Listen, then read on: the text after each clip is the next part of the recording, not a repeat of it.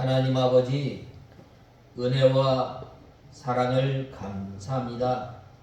지난 한 주 동안 저희들 세상에 살아가면서 주님께서 저희들을 눈동자와 같이 지켜주시고 보호하여 주시고 오늘 이렇게 귀한 날을 통해서 주님의 몸된 교회로 불러주신 은혜와 사랑을 감사합니다.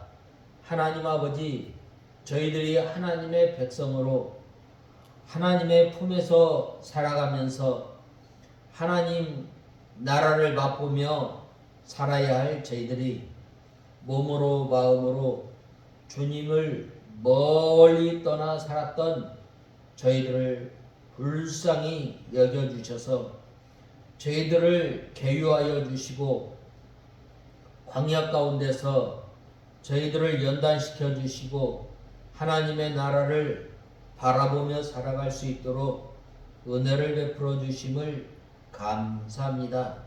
하나님 아버지, 저희들이 이 큰 은혜와 이 큰 사랑을 받았음에도 받지 아니하였던 것처럼 생활하며 마음으로 몸으로 주님을 멀리 떠나 자연자재하였던 저희들을 불쌍히 여겨주시고 이 시간 우리의 죄를 용서하여 주시고 죄 용서함 받은 저희들이 힘써 주님을 예배하며 이 시간 저희들이 들어가며 나가며 꼴을 얻는 귀한 시간이 되게 하여 주시옵소서. 하나님 아버지, 이 시간도 말씀을 전하는 종에게 능력의 손으로 붙들어 주시고 저희들을 주님의 진리 가운데로 인도하여 주시옵소서. 예수님의 이름으로 기도드리옵나이다. 아멘. 하나님의 말씀은 호세아서 2장 18절에서 마지막 절까지 봉독해 올리겠습니다.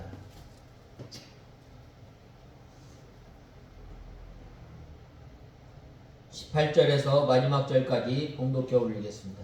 그날에 내가 그들을 위해 들짐승과 공중의 새들과 땅에서 기어다니는 것들과 언약을 맺고 또 내가 이 땅에서 활과 칼과 전쟁을 제하여 그들을 평안히 눕게 할 것이다. 내가 네게 영원히 장가들되 공의와 정의와 인애와 긍휼로 네게 장가들 것이며 진실함으로 네게 장가들 것이니 네가 나 여호와를 알 것이다. 여호와의 말이다.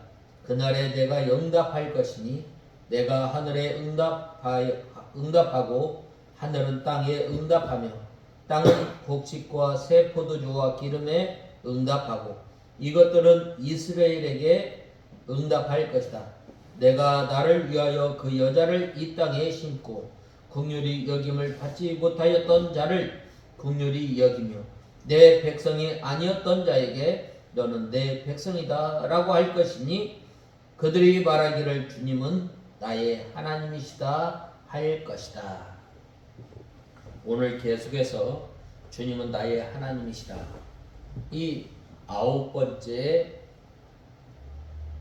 번째는 이제 언약을 세워 또 이 땅에서 활과 창을 꺾어 전쟁을 없이 하고 저희로 평안히 눕게 하리라 라고 말씀하고 있습니다.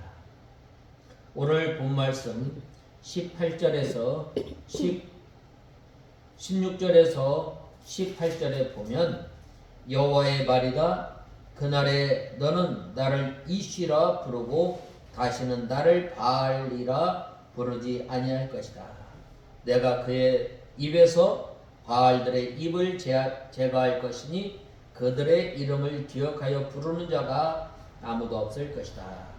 그날에 내가 그들을 위해 들짐승과 공중의 새들과 땅에서 기어다니는 것들과 언약을 맺고 또 내가 이 땅에서 활과 칼과 전쟁을 위하여 그들을 평안히 눕게 할 것이다 라고 했습니다. 이렇게 하나님의 계율을 받아서 광야와 아굴골짜기로 가서 많은 환난 가운데 연단을 받으면 전에 사랑하고 의지하던 바알 우상이나 이방 나라를 내어버리고 하나님을 진정으로 사랑하며 또 자기 남편으로 영접하게 됩니다. 소망의 문이 열리는 날에는 모든 것을 다 정복하고 모든 것들이 다 복종하게 됩니다. 하나님의 계율을 따라가면 처음에는 광야와 아굴골짜기를 만나지만은 이 영적으로 볼 때는 소망의 문이 열리게 됩니다. 처음 이 이스라엘 백성들이 하나님을 떠나 범죄하고 나갔을 때 하나님께서 그들을 불러서 이 거친 광야로 데리고 가서 이 계유하였을 때 얼마나 힘들었겠어요. 이 광야는 어떤 곳이에요? 고난받는 장소가 이 광야입니다. 이스라엘 백성들이 하나님께서 주시는 그 복을, 하나님께서 주시는 그 은혜를 누리고 살아야 할 하나님의 백성들이 이제 마음으로 몸으로 주님을 멀리 떠남으로 말미암아 하나님께서 그들을 다시금 찾아오셔서 부르신 거예요. 부르시고 그들을 광야로 이끌어 데려갔습니다. 그리고 이제 이 아굴골짜기는 어떤 곳이에요? 아굴골짜기는 바로 아간의 가족이 이 죄로 말미암아 심판받았던 곳입니다. 우리가 때로는 이러한 그 몸으로 마음으로 주님 멀리 떠났을 때 하나님께서 우리에게 찾아오시고 이 하나님을 따라 나갈 때는 이 많은 어려움이 만나지만은 바로 소망의 문이 열리게 됨을 보게 됩니다. 그래서 모든 것들이 복종하게 되며 들짐승과 새와 또 곤충까지라도 이 복종하게 됩니다. 이 언약을 세우며 또 이 땅에서 활과 칼을 꺾어 전쟁을 없이 하고 저희로 평안히 눕게 하리라고 말씀하고 있습니다. 이것은 화평의 언약을 가리킵니다. 이스라엘 백성들이 하나님을 잘 섬기고 또 이 다윗의 길을 걸어갔을 때는 하나님께서 온갖 어려움으로부터 또 온갖 고난으로부터 전쟁으로부터 이스라엘 백성들을 막아주셨어요. 막아주시고 평안케 하시고 또 특별히 이 솔로몬 시대에는 어떻게 하였어요? 이 이웃 나라들이 도와서 예루살렘 성전을 건축하기에 부족함이 없도록 풍족히 채우시는 하나님을 우리는 알아야 합니다. 그러나 이 하나님을 떠나서 이 바알 우상이나 아세라 이 우상을 섬겼을 때는 어떻게 하였어요? 3년 반 동안 그들이 이 가뭄 가운데 온갖 어려움과 고통을 겪게 된 거예요. 그리하였을 때에 하나님께서 이 선지자를 세워서 이스라엘 백성들이 회개하고 또 하나님 앞에 바로 설 수 있도록 인도하여 주신 것입니다. 이렇게 이것은 이스라엘 백성의 회복인 동시에 신약시대의 영적 화평과 또 멀리 천년 왕국시대까지를 가리키고 있는 것입니다. 이 세상에 살아가면서 하나님의 계율을 잘 따라가는 그 사람은 이 영적 권세와 능력과 지혜가 크게 됩니다. 그러나 이 세상에서 하나님의 계율을 받지 않는 자는 이 천년 왕국에서는 왕이기는 하지만 아무런 능력도 지혜도 없는 것입니다. 이 세상에 살아가면서 하나님의 계율을 받아 이 거친들을 통과하고 악을 골짜기를 통과하여 여러 가지 연단을 받고 하나님께서 능력으로 이 소망의 문을 열어주심으로 모든 것을 정복하고 창성해진 이 하나님의 성도들은 이 천국과 하나님 나라에 가서 이 영적 권세와 또 영광이 크게 됨을 우리는 알아야 합니다. 그러므로 우리가 하나님께서 어디로든지 인도하는 대로 따라가는 저와 여러분이 다 되어야 합니다. 그리할 때 어떻게 해주신다고 하였어요? 하나님께서 저희로 평안히 눕게 하리라고 말씀하고 있습니다. 특별히 본 말씀 16절을 보면 하나님께서는 이스라엘 백성들을 회복시키실 때에 그들이 자신을 향해 내 남편이라고 부르도록 하신 것이라 말씀하고 있습니다. 이는 과거 이스라엘 백성들이 본 남편인 하나님을 떠나 바울을 자신의 남편으로 인식하고 살았던 것을 염두에 둔 표현입니다.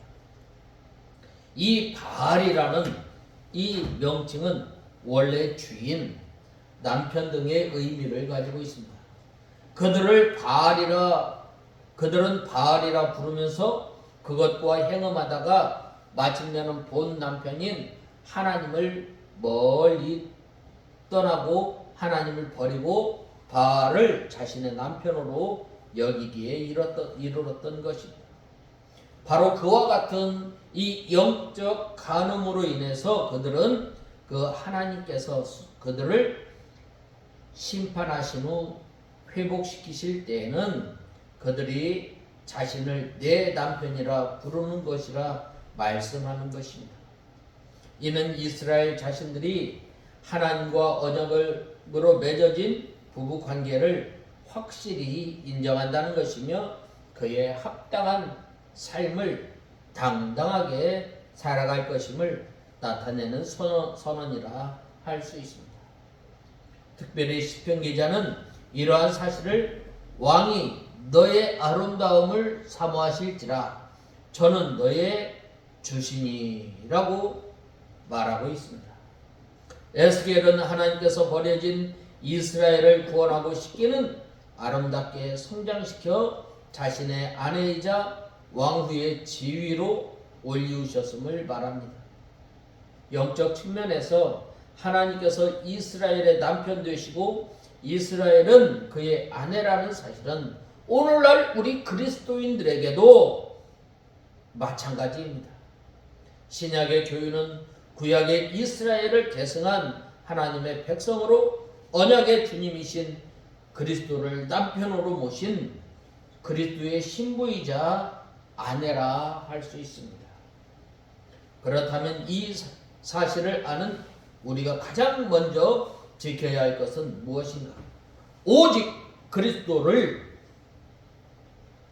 그리스도만을 주로 여기며 그를 향한 신앙 정결을 목숨처럼 귀히 여겨야 합니다. 하나님의 은혜로 말미암아 구원받은 하나님의 백성들이 이제는 좌로나 우로나 치우치지 않고 우리의 표대 되신 예수 그리스도를 바라보면서 살아가야 합니다. 예수 그리스도에게까지 자라나다 장성한 분량에까지 예수 그리스도의 마음, 예수 그리스도를 배워나가는 우리가 다 되어야 하겠습니다. 이 신부에게 아내에게 가장 먼저 요구하는 것은 다름 아닌 정절입니다. 우리가 이 예수 그리스도와 이 결혼을 했잖아요. 그러면 이제 누구에게 우리가 사모하는 것은 다른 것이 아니라 오직 예수 그리스도만 바라고 예수 그리스도만 의지하고 예수 그리스도로 인하여 기쁨을 얻는 저와 여러분이 다 되어야 합니다. 이 특별히 예수 그리스도께서 우리 성도의 신랑이자 남편이며 아내란 사실은 서로에 대한 배타적 사랑을 주장할 권리가 있다는 말입니다. 오늘날 결혼식 주례사 가운데 빠지지 않는 멘트가 있는데 그것이 무엇인가? 신랑은 신부만을 사랑할 것을 맹세합니까? 꼭 이 말은 빠지지 않아요. 이 대답을 하지 않고서는 결코 부부가 될 수 없고, 이 맹세를 지키지 않고서는 부부 관계는 결코 성립할 수 없는 것입니다. 우리는 신랑 되신 그리스도와 더불어 하나님 앞에 바로 이 맹세를 하였고 이를 끝까지 지켜야 할 본분이 있는 것입니다. 오늘 말씀에서 하나님께서 이스라엘을 향하여 그 날에 내가 나를 남편이라 일컫고 다시는 내 바알이라 일컫지 아니하리라고 하신 것은 하나님께서 그들과 다시금 부부관계, 서로에 대한 배타적인 사랑을 요구하는 긴밀한 관계를 맺고 그들로 하여금 당신과 더불어 복된 삶을 살게 하시겠다는 말씀입니다. 이는 이스라엘로서는 참으로 복된 말씀이라 아니할 수 없으며, 이는 동시에 오늘날 그리스도의 신부로 세움을 입은 오늘 우리 성도들에게 대한 말씀이기도 합니다. 그러므로 신부된 우리는 이 복된 말씀을 항상 잊지 말고 그리스도를 향한 신앙 정절을 굳게 지키며 살아가는 저와 여러분이 다 되어야 합니다. 부부된 자가 남편과 아내에 대해 각각 충실하며 사랑으로 연합할 때에 행복한 삶, 복된 삶이 가능하듯이 우리가 진정 복된 삶, 행복을 영위하는 삶을 살아가고자 한다면 진정 남편 되신 그리스도 한 분만으로 만족하며 그분과 이 영적 순교를 목숨처럼 지키며 살아가는 저와 여러분이 다 되어야 합니다. 본 말씀 17절을 보면 하나님께서는 이스라엘 백성들의 입에서 바알들의 입을 제거하실 것이며 그로 인해 그들이 다시는 바알의 이름을 부르는 일이 없게 하실 것이라고 단호하게 선언하셨습니다. 이러한 선언은 하나님께서 당신의 백성을 얼마나 거룩하고 정결하게 세우기 원하는지를 반영한다 할 수 있습니다. 여기에서 바알의 이름을 우상을 나타내는 것일 뿐만 아니라 하나님께서 금하시는 모든 죄를 대변하는 표현이라고도 할 수 있습니다. 이를 감안하면 본문은 하나님께서 당신의 백성이며 아내로 삼은 이스라엘이 악과 철저하게 무관한 삶을 살기를 원하는 것입니다. 우리 하나님의 은혜로 말미암아 하나님의 백성이 된 우리는 이제는 어떻게 돼요? 바로 악은 모양이라도 버려야 합니다. 죄를 멀리 죄와 힘써 싸워야 하는 것입니다. 그렇다면 하나님께서는 왜 자기 백성의 기억에서조차 바알들의 이름 곧 죄악을 지워버리게 하실 것이라고 결심하였는가? 그것은 그들의 남편 되신 하나님께서 철저히 거룩하신 분, 죄와는 상관없으시는 분이시기 때문입니다. 이러한 사실은 오늘날 신약시대에 살아가는 우리 성도들, 곧 그리스도의 신부시요 아내로 택함받은 그리스도인들이라면 반드시 깊이 새겨야 할 바라고 할 수 있습니다. 왜 그런가? 우리의 신랑이시며 남편 되신 예수 그리스도께서는 바로 죄와 상관없으신 분이시기 때문이며 우리로 당신의 거룩한 백성이 되게 하시고자 당신의 신부가 되게 하시고자 우리의 죄를 위해 죽으시고 우리의 죄를 완전히 제거하셨기 때문입니다. 그러므로 우리의 신랑 되신 예수 그리스도께서 우리의 죄를 위해 죽으실 때에 어떻게 죽으셨는가? 우리의 죄를 도말하시기 위해 어떤 일을 행하셨는가? 주님께서는 우리 죄를 인하여 채찍질과 또 침뱉음, 조롱과 멸시를 당하시고 머리에 과시관을 쓰시고 손과 발에 못 박히신 채 십자가에 달려 물과 피를 다 쏟아내시며 죽임을 당하셨습니다. 바로 그 처절한 희생으로 말미암아 그 고귀한 보혈을 흘리심으로 우리의 죄를 사하셨습니다. 우리가 아직 죄인되었을 때에 하나님께서 예수 그리스도를 이 땅에 보내주시고 예수 그리스도를 십자가에 못 박혀 죽게 하신 거예요. 그 죄를 우리 예수님께서 지신 거예요. 우리가 당할 심판을 예수님께서 당하신 거예요. 그것을 생각해 볼 때에 우리는 이 죄와 힘써 싸워 나가는 저와 여러분이 다 되어야 합니다. 그것은 바로 우리가 지금껏 저지른 죄가 그처럼 큰 희생, 큰 형벌을 초래하는 추하고 말한 것이기 때문입니다. 그리스도께서 신부로 예정한 당신의 백성들인 우리를 거룩하게 하시고자 우리를 대신하여 그처럼 부끄러운 십자가를 지시고 말할 수 없는 고통을 당하신 것입니다. 실로 예수 그리스도께서는 우리 죄를 위해 크나큰 희생을 치르셨을 때 우리는 죄로부터 이를 아는 우리들이 죄에 대해 어떤 자세를 가져야 하는가? 이전처럼 아무 거리낌 없이 죄를 지을 수 있으며 죄를 도모하고 생각할 수 있겠는가? 결코 그럴 수 없습니다. 왜 그런가?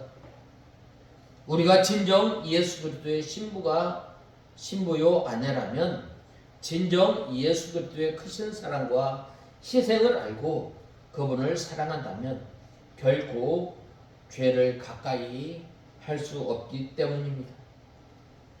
아니 죄에 관하여는 생각조차 할 수 없는 것으로 여기고 죄된 것이 삶의 자리에 있다면 그것에 대해 치를 떨 정도가 되어야 합니다.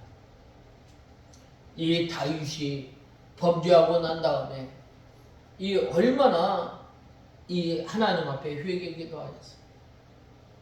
또 사도 베드로나 또 사도 바울과 같은 경우는 얼마나 전에 자기 죄은 그 죄를 붙들고 얼마나 회개하였어요. 이것이 바로 죄에 대해서 치를 떠는 것입니다. 우리가 사랑하는 예수 그리스도를 위해 우리 손으로 다시 십자가에 못 박는 것은 있을 수 없는 일이기 때문입니다. 그렇다면 그에 대해 치를 떨 정도가 되어야 합니다. 우리가 사랑하는 그리스도를 우리 손으로 다시 십자가에 못 박는 것은 있을 수 없는 일이기 때문입니다. 정녕 예수 그리스도께서 무엇을 원하는지를 마음에 헤아리며 그분을 기쁘시게 하는 저와 여러분이 다 되어야 합니다. 그 하나님의 은혜로 말미암아 구원받았던 그 사람, 하나님의 은혜로 말미암아 이 아내의 지위를 회복한 그 사람들은 이제는 바알을 그 입에서 제하여 버리는 생활을 하게 되는 것입니다. 바알은 뭐라고 말했어요? 우상뿐만 아니라 우리가 살아가면서 짓는 모든 죄를 가리킨다고 말씀하고 있습니다. 그 다음에는 10번째, 영원히 살되 의와 공변됨과 은총과 긍휼을 여김으로 장가들며 진실함으로 내게 장가들리니 네가 여호와를 알리라 라고 하였습니다. 이렇게 계유하심을 따라가는 이 성도는 예수 그리스도를 신랑으로 모시게 하고 하나님과 더불어 교통하며 즐거워하게 되고 또 의와 공변됨과 은총과 긍휼과 진실함이 충만하게 됩니다. 그 사람을 통해서 하나님 나라가 이루어지게 됩니다. 그때에 하나님의 복이 충만하게 임하는 것입니다. 이 하나님의 계유하심을 따라가는 그 성도, 이 예수 그리스도를 신랑으로 삼고 나가는 그 사람은 이 예수님만 바라보고 예수님을 의지하고 예수님 한 분으로 만족하고 또 예수님과 함께 이 교통할 때에 얼마나 기쁘겠습니까? 이 본말씀 19절에서 20절에 보면 이 내가 네게 장가들어 진실함으로 네게 장가들리니 네가 여호와를 알리라 라고 말씀하고 있습니다. 여기에서 내가 네게 장가들어 라는 표현은 바로 하나님께서 하나님의 백성들과 연합하실 것임을 말씀하고 있습니다. 그리고 영원히 살리라는 표현은 하나님과 그 백성들 간의 연합이 영원히 공고할 것을 말씀하고 있습니다. 그리고 이어지는 공의와 경의와 정의와 은총과 긍휼이 여김으로 라는 표현은 하나님께서 당신의 백성들과 연합하는 방편을 나타내는 것이라 할 수 있습니다. 우리가 하나님과 연합하려면 우리가 이 가지가 이 많은 열매를 맺으려면 어떻게 돼요? 내가 너에게 일러준 말로 날마다 정결한 생활을 해 나가는 거예요. 우리가 하나님과 막혀있지 않으려면 이 어떻게 해야 돼요? 바로 이 하나님께서 일러주신 말씀, 이 성경 말씀을 통해서 우리가 읽고 또 묵상하고 순종해 나갈 때에 순종함에 있어서 부족한 것이라든지 순종하지 못하였던 그 하나님의 말씀을 붙들고 날마다 상하고 통회하는 심령으로 나갈 때에 하나님과 연합된 생활을 하게 되는 거예요. 왜 그런가? 하나님께서는 바로 거룩하시고 의로우신 분이시기 때문입니다. 하나님께서는 공의로우신 하나님이시기 때문에 자기 아들이 죄가 있다면 그 아들을 심판하시면서까지 바로 하나님의 공의를 세워 나가시는 하나님이십니다.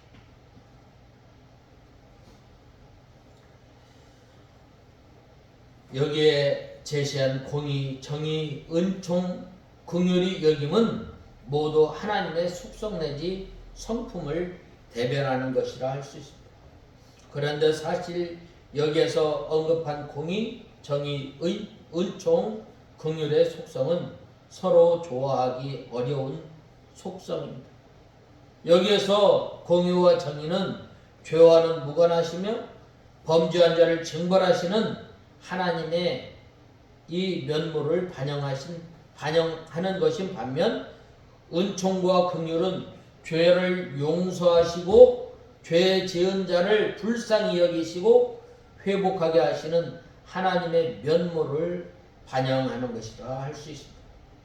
이를 통해 알 수 있듯이 여기에 제시한 공의, 정의, 긍휼, 은총은 서로 양립할 수 없는 개념들입니다. 그런데 하나님께서는 공의와 정의와 은총과 긍휼이 여김으로 이스라엘 백성들을 온전히 연합하시겠다고 말씀하시는 것입니다. 그렇다면 어떻게 공의와 정의, 은총과 긍휼로 연합하시며 서로 조화를 이루시게 할 수 있는가? 이것은 바로 의문과 불가능은 사람의 형편에서 볼 때 생겨나는 문제일 뿐입니다. 전능하신 하나님께서는 이 일이 가능한 것입니다. 하나님 안에서는 이 상반되는 듯한 이 속성들도 완벽한 조화를 이루는 것입니다. 그리고 이러한 이 조화는 보여주는 사건이 바로 예수 그리스도의 십자가와 구속 사건입니다. 하나님께서 우리를 불쌍히 여겨주시고 하나님께서 우리를 사랑하여 주심으로 말미암아 독생자를 이 땅에 보내어 주시고 우리를 위해서 예수 그리스도를 십자가에 못 박혀 죽게 하심으로 말미암아 우리를 하나님의 백성으로 삼으신 거예요. 이 십자가의 사건은 바로 하나님의 긍휼과 하나님의 사랑과 또 하나님의 은총과 하나님의 공의가 동시에 나타나는 최대의 사건이라 할 수 있습니다.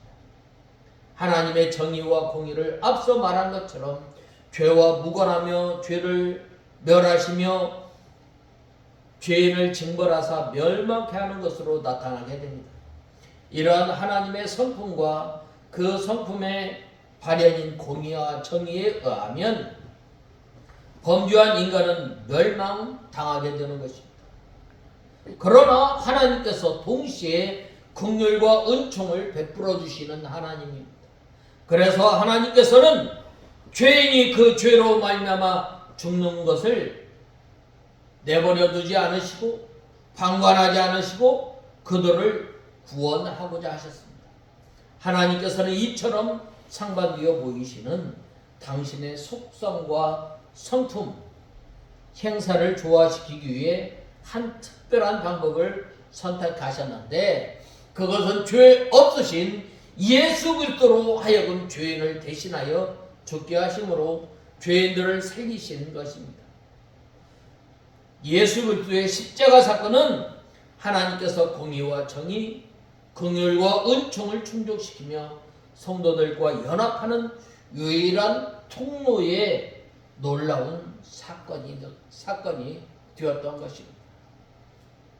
하나님의 은혜로 말미암아 우리가 하나님의 자녀가 되고 죄로 말미암아 가로막혔던 그 담이 이 예수님께서 십자가에 못 박혀 죽으심으로 말미암아 그 담이 헐어지고 하나님과 화평을 누리게 되고 오늘 또 하나님의 은혜의 보좌 앞에 우리가 당당하게 나갈 수 있는 우리가 무엇으로 하나님 앞에 당당하게 나갈 수 있겠어요? 예수님께서 십자가에 죽으심으로 말미암아 어떻게 된 거예요? 바로 그 은혜를 우리가 누리고 살아가요. 이스라엘 백성들이 전에는 바알이 내 남편이라 라고 하였을 때 그들의 이름을 제하여 버리고 내가 너의 남편이다 라고 말씀하신 것입니다. 바로 그렇기 때문에 예수 그리스도의 십자가만이 우리의 유일한 소망이며 우리를 온전케 하며 하나님의 백성으로 거듭나게 하는 통로가 되는 것입니다. 우리가 죄악에서 의를 지키며 살 수 있음도 혹 육신이 약하여 범죄할 때도 다시금 연합하여 살 수 있음도 이 십자가에 달려진 놀라운 구원의 능력 때문입니다. 성경이 우리 성도들에게 십자가를 그토록 강조하는 것은 그토록 사모하라고 한 이유도 바로 그것을 간절히 또 한결같이 붙들어야 한다고 가르치는 이유가 바로 여기에 있습니다. 내가 내게 장가들어 영원히 살리라고 하는 말씀하고 있습니다. 그러므로 이 은혜를 우리가 누리고 살아가는 이 하나님의 계유하심을 따라가는 그 성도 바로 십자가의 은혜 또 예수 그리스도의 사랑 가운데 살아가는 것임을 우리는 알아야 합니다. 그 하나님께서 바로 주님은 나의 하나님이시다라고 우리는 고백할 수밖에 없는 존재임을 알아야 합니다. 그 다음에 그 날에 내가 응하리라 라고 말씀하고 있습니다. 오늘 본 말씀 21절에서 22절에 보면 여호와의 말이다 내가 내 그날에 내가 응답할 것이니 내가 하늘에 응답하겠고 하늘은 땅에 응답하여 땅은 곡식과 새 포도주와 기름에 응답하고 이것들은 이스라엘에게 응답할 것이다 라고 하였습니다. 나는 하늘에 응하고 라고 하였는데 하나님께서는 하늘에 응해서 비가 오게 하십니다. 그 비는 땅을 통해서 마른 땅을 흡족하게 하고 또 땅은 소산에 응해서 땅의 소산을 잘 되게 하시고 소산은 이 이스라엘을 풍성하고 넉넉하게 해주십니다. 이 이스라엘은 어떤 곳이에요? 이 바로 이 예후의 심판이 임하였던 곳입니다. 저주를 받았던 곳입니다. 거기에 하나님의 복이 임하게 된다는 것입니다. 하나님께서 하늘에 응해 주시고 하늘은 땅은 소산은 사람들에게 응해 주십니다. 하나님께서 응답해 주시면 위에서부터 풀려서 아래까지 내려오게 됩니다. 하나님께서는 애굽 왕 바로에게 응하고 바로는 그 신하에게 응하고 신하들은 요셉에게 응하여 요셉에게 소망의 문이 열렸던 것입니다. 이 하나님의 계율을 따라갈 때에 모든 것이 다 열려서 순순히 잘 되어져 나가는 것입니다. 하나님의 인도와 주장을 따라가는 그 성도 소망의 문이 열려서 어떻게 돼요? 하나님의 풍성한 은혜와 복을 누리며 살아가게 되는 것입니다. 그것이 하나님께서 하시는 일임을 우리는 알아야 합니다. 오늘 본 말씀 22절에서 23절은 바로 하나님께서 회복하실 그의 백성에게 주시는 이 응답에 대한 예언입니다. 그런데 여기에서 우리가 주목해야 할 바가 있습니다. 그것은 바로 하나님께서 그들에게 주시는 응답이 하늘에서부터 시작됨을 우리는 알아야 합니다. 본문에서 하나님께서 응답하리라는 그 말씀을 주신 뒤에는 그날에 내가 하늘에 응답할 것이다 라는 말을 맨 먼저 하신 것을 우리는 알아야 합니다. 하나님께서 하늘에 응답하신다는 것은 하늘에 비를 내리도록 명령하신다는 것입니다. 이스라엘에 3년 반 동안 비가 오지 아니하였을 때 어떻게 하였어요? 바로 하늘에서부터 시작됩니다. 조그마한 구름이 뭉쳐서 먹구름이 되고 또 메말랐던 이스라엘 땅에 비가 내리지 않았어요. 하나님께서 하늘이 땅에 응답한다는 것은 하늘이 땅에 비를 내려 딱딱한 그 땅을 촉촉히 적셔 비옥한 땅으로 만든다는 것을 의미합니다. 우리는 이러한 사실을 통해 우리가 신앙생활을 하면서 하나님께 기도하면서 반드시 알아야 할 중요한 이 원리 한 가지를 우리는 깨달아야 합니다. 그것은 우리가 하나님께 기도할 때 하늘에서부터 응답이 시작된다는 것을 우리는 알아야 합니다. 우리는 도움이 필요할 때 땅에서 먼저 도움을 찾는 것이 아니라 하늘에서부터 도움을 찾아야 한다는 것입니다. 이 사실을 안다면 우리는 기도할 때 기도의 응답이 즉각적으로 이루어지지 않는다고 해서 중도에 포기하거나 또 불평하지 않을 것입니다. 하나님께서 기도를 듣지 않기 때문에 기도의 응답이 즉각적으로 이루어지는 것이 아니며 기도에 응답하는 것을 싫어하여 이 응답이 주어지지 않는 것도 아닙니다. 하나님께서는 이 성도가 기도를 시작하자마자 들으시는 하나님이십니다. 다니엘서에 보면 하나님께서 다니엘이 기도하실 때에 바로 하나님께서 그때부터 응답하셨다라고 말씀하고 있습니다. 또 하나님께서는 기도하는 자에게 응답해 주시기를 매우 기뻐하시는 하나님이십니다.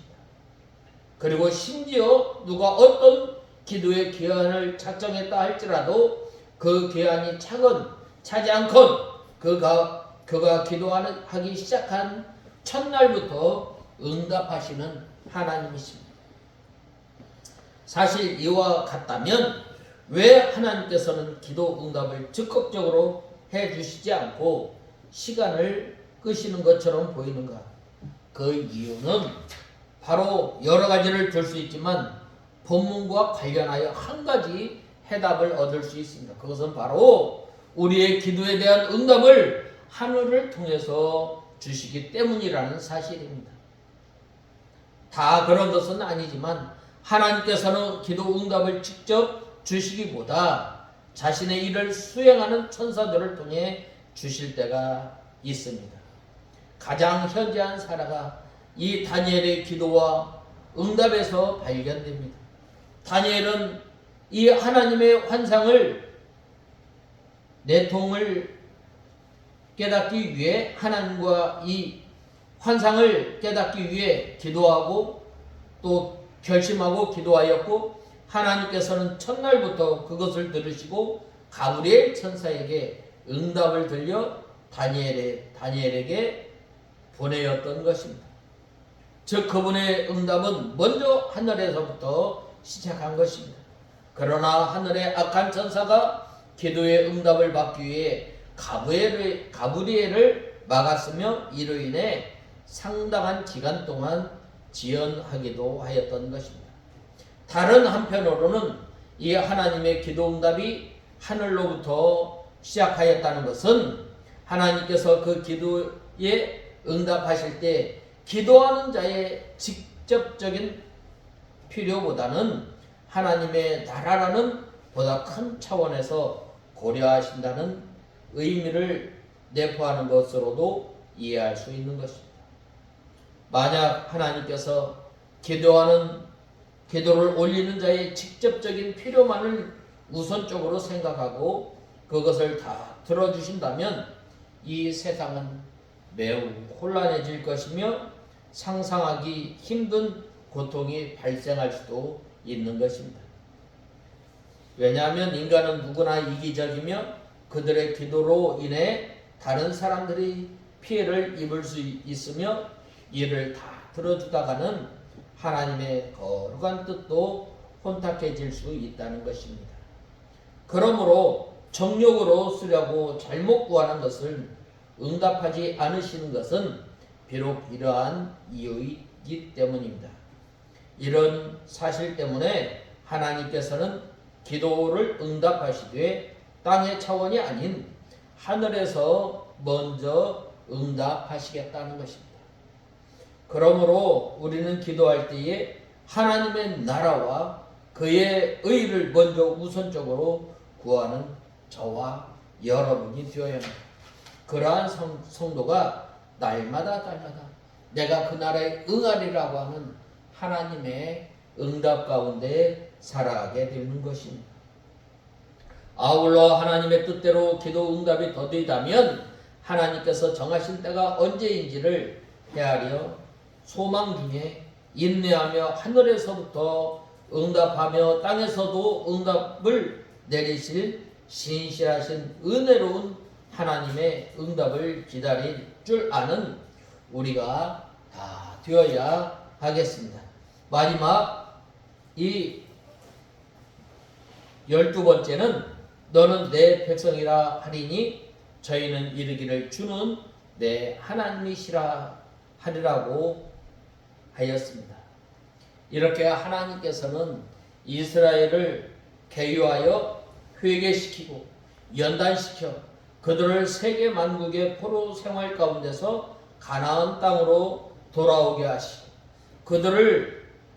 그들에게 긍휼을 베풀어 주시겠다고 약속하신 것입니다. 내 백성이 아니었던 자라고 하였는데 이방인들도 하나님께 돌아와 하나님의 백성이 되게 하고 그들은 하나님을 내 하나님이라고 말하겠다는 거예요. 이것은 신약시대의 예수 그리스도를 믿음으로 말미암아 유대인과 이방인이 하나님께 돌아와 하나님의 백성이 되고 또 하나님을 자기들의 하나님으로 자기들의 아버지로 섬기게 할 것을 예언하는 것입니다. 우리가 이 오늘 본 말씀에 보면 너는 내 백성이라 하리니 라고 하였는데 이 이방인들까지 하나님께서 불러주셔서 하나님의 백성으로 삼으십니다. 이방인은 어떤 사람이에요? 소망이 없던 사람이에요. 이방인은 어떤 사람이에요? 하나님의 백성이 아니에요. 하나님께서 심판받아 마땅한 사람들을 하나님께서 불러주셔서 우리를 하나님의 백성으로 삼아주시고 예수 그리스도를 믿게 하시고 우리에게 하나님 나라를 소망 주셔서 하나님 나라를 바라보며 살아갈 수 있도록 은혜를 주신 것. 이 계유하심을 따라가는 그 성도에게는 기쁨이 있다고 하였습니다. 날마다 이 하나님과 동행하고 또 교통함으로 하나님께서 주시는 복과 은혜 가운데 살아가는 저와 여러분이 되어야 합니다. 특별히 오늘 본 말씀 23절에 보면 본문은 사실상 1절과 이 호응을 이루는 예언입니다. 14장 14절에서 23절 단락의 결론이라 할 수 있습니다. 이 가운데 상반절을 보시면 하나님께서는 전에 긍휼히 여김을 받지 못한 자를 긍휼히 여길 것이라고 예언하였습니다. 이스라엘이 그들의 죄악으로 인해서 여호와께 로루하마 이 긍휼하심을 얻지 못한 자라는 별칭까지 얻은 바 있었습니다. 그들의 죄가 너무나 컸기에 하나님께서는 아수르 침공이라는 형벌을 내리셨고 혹독한 징벌 가운데서도 긍휼을 받지 못함으로 북이스라엘은 마침내 멸망하고 말았던 것입니다. 이러한 북이스라엘의 면모는 한마디로 긍휼을 받을 수도 기대할 수도 없는 형편을 나타낸 것입니다. 즉 이러한 일은 하나님께서 냉정하시기 때문이어서가 아니라 그들이 너무나 큰 죄악을 행하였기 때문에 긍휼이 절실히 필요한 순간에 하나님께서는 그들에게 긍휼하심의 은혜를 베풀지 않으셨던 것입니다. 그런데 하나님께서 그의 백성을 회복하실 때에는 과거의 긍휼함을 상실했던 그들에게 다시 긍휼을 베푸실 것이라는 놀라운 선언을 하신 것입니다. 우리가 이 환난 때에 우리가 또 이 하나님의 징계 가운데 있을 때 회개하고 돌아올 때에 하나님께서는 우리를 맞아주십니다. 마치 둘째 아들이 어떻게 집을 나갔다가 이 아버지로부터 유산받았던 그 유산을 다 탕진하였던 그 아들이 돌아올 때 어떻게 하였어요? 아버지가 달려나가서 이 입 맞추고 또 이 옷을 갈아입히고 가락지를 끼워주고 또 신발을 신겨주심으로 말미암아 다시금 아들의 지위를 회복하셨던 것처럼 이 하나님의 계유하심을 입은 사람은 바로 이 모든 것을 회복시켜 주시는 하나님의 은혜를 누리는 것입니다. 그 백성들이 그 하나님께서 뭐라고 말씀하셨어요? 전에는 이 긍휼함이 없던 사람, 하나님의 심판 가운데 있던 사람, 바로 너는 내 백성이라고 선언하신 것입니다. 그 은혜로 말미암아 구원받은 우리 이제는 하나님과 동행하며 하나님과 교통하며 하나님께서 주시는 그 복과 은혜를 누리며 살아가는 저와 여러분이 다 되어야 하겠습니다. 다 같이 기도하겠습니다. 하나님 아버지 은혜와 사랑을 감사합니다. 저희들이 무엇이간데 하나님의 귀한 백성으로 삼아주시고 또 하늘에서부터 응답하여서 저희들에게 풍성한 은혜와 복 가운데 살아갈 수 있도록 은혜를 베풀어 주심을 감사합니다. 저희들이 이제는 주는 나의 하나님이라고 고백하며 저희들이 온 마음을 다해 주님을 쫓아 살아가는 저희들 되게 하여 주시옵소서. 예수님의 이름으로 기도드리옵나이다.